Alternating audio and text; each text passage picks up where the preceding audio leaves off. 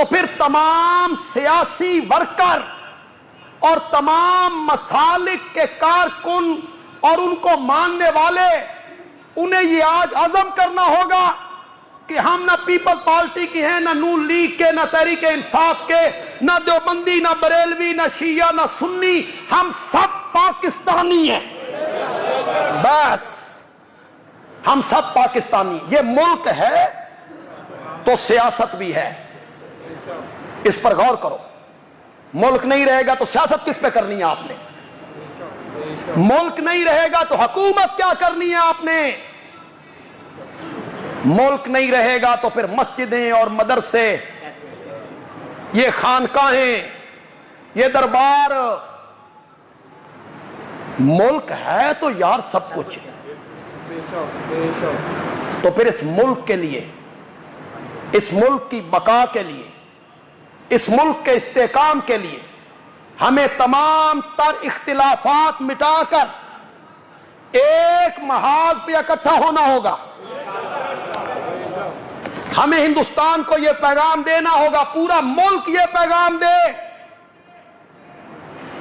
لیکن اس وقت تو خدا کے لیے ہم آپ کی منت کرتے ہیں، اس وقت تو فوج کو یہ احساس دلاؤ کہ تم 8 لاکھ نہیں ہو، تم 24 کروڑ ہو۔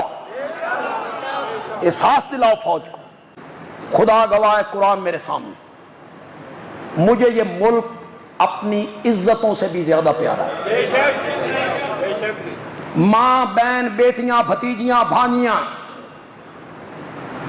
ان کی عزتوں سے بڑھ کر میں اس کو پیارا سمجھتا ہوں۔ کیوں؟ یہ ہے تو عزتیں ہیں۔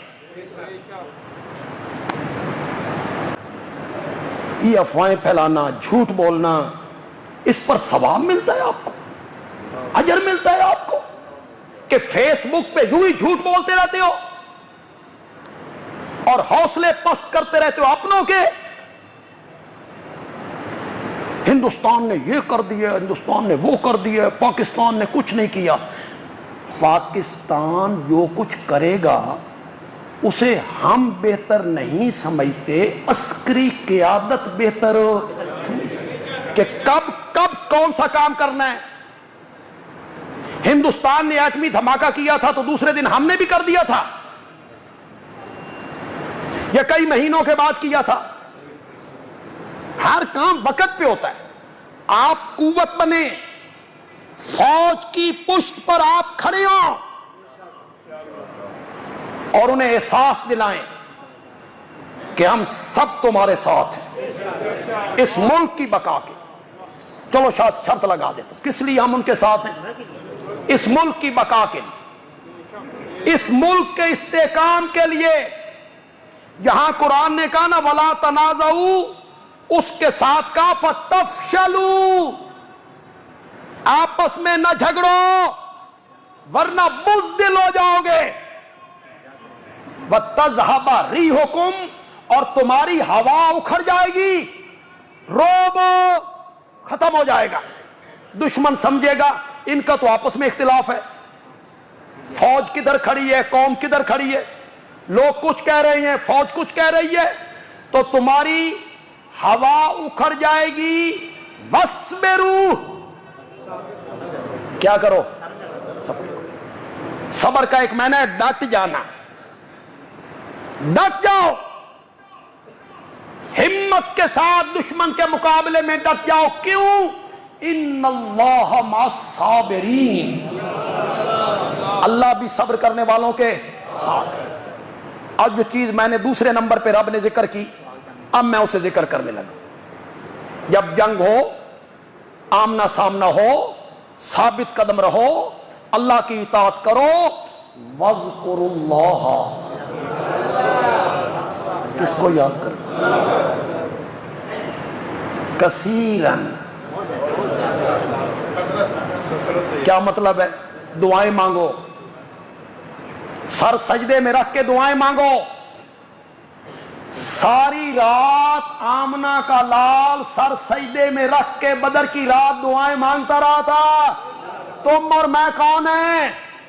وہ اللہ کے نبی ہیں، خاتم النبیین ہیں، ساری رات دعا مانگتے رہے، ساری رات۔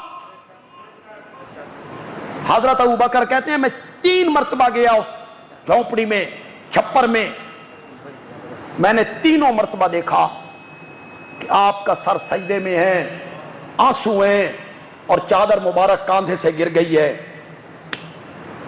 حضرت علی رضی اللہ تعالیٰ عنہ کہتے ہیں میں بدر کی رات اس چھپر میں گیا جو میرے آقا کے لیے بنایا گیا تھا، تو میں نے سنا کہ آقا رو رو کے کہہ رہے تھے یا حیو یا قیوم، یا حیو یا قیوم، یا حیو یا قیوم۔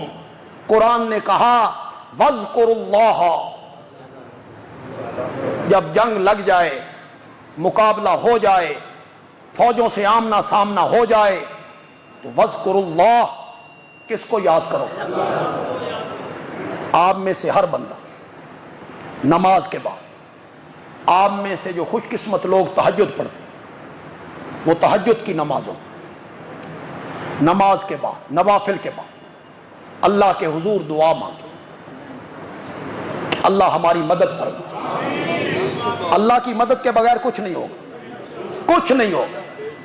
فرشتے اترے تھے نا بدر میں، اترے تھے نا فرشتے بدر میں، 1000 فرشتے اترے تھے، جبریل خود اترا تھا۔ جب حضرت ابوبکر صبح کے ٹائم گئے اور چادر گری ہوئی تھی تو آپ حضرت ابوبکر نے کہا یا رسول اللہ بس کرو، ہون تے مین بھی یقین ہو گیا کہ رب کی مدد آئی سو آئی۔ تو نبی پاک نے فرمایا ابو بکر یہ جبریل کھڑا ہے، اس کا چہرہ گرد و غبار سے اٹا ہوا ہے اور یہ فوجی لباس میں ہے اور یہ مجھے فتح کی خوشخبری سنا رہا۔ پڑھو قرآن، اللہ تمہیں قرآن کے قریب لائے۔ قرآن کہتا ہے اذ تستغیثون ربکم، تستغیثون کا کیا معنی؟ میرے مقتدیاں دی بھی کوئی حالت، اذ تستغیثون ربکم، جب تم استغاثہ کرتے تھے۔ استغاثہ کیا ہوتا ہے؟ فریاد۔ کیا؟ اللہ کہتے ہیں استغیثون ربکم، وہ وقت یاد کرو بدر والا جب تم فریادیں کر رہے تھے ربکم، اپنے رب کے آگے، فاستجاب لکم، رب نے تمہاری فریادوں کو قبول کر لیا تھا۔ ہمیں بھی فریاد کرنی ہوگی، ہر بندے کو دعا مانگنی ہوگی، اٹھتے بیٹھتے یا حیو یا قیوم برحمتک نستغیث، برحمتک استغیث، تیری رحمت کے ساتھ میں فریاد کرتا ہوں تیرے سامنے، تو ہماری مدد فرما، تو ہمارے دشمن کے عزائم کو خاک میں ملا دے۔ علامہ اقبال نے تو کہا تھا فضائے بدر پیدا کر فرشتے تیری نصرت کو اتر سکتے ہیں گردوں سے قطار اندر قطار اب بھی۔ صحابہ کہتے ہیں میں کوئی چھڑی مارتا تھا یا تلوار چلاتا تھا تو میری تلوار چلنے سے پہلے ہی کافر کی گردن کٹ جایا کرتی۔ تو دعائیں مانگ۔ آج کے خطبے کے لیے اتنا ہی کافی۔ سارے متحد رہیں، متفق رہیں، جھگڑوں کو چھوڑ دیں، مسلکی اختلافات، سیاسی اختلافات بھلا دیں یار، کچھ نہیں، یہ بعد میں ہوتے رہیں گے۔ ملک ہے تو سب کچھ ہے، ملک نہیں تو کچھ بھی نہیں۔ اپنی عزتوں کا خیال کرو یار، اپنے گھروں کا خیال کرو، تجارتوں کا خیال کرو۔ اللہ اس کی حفاظت فرمائے اللہ تعالیٰ۔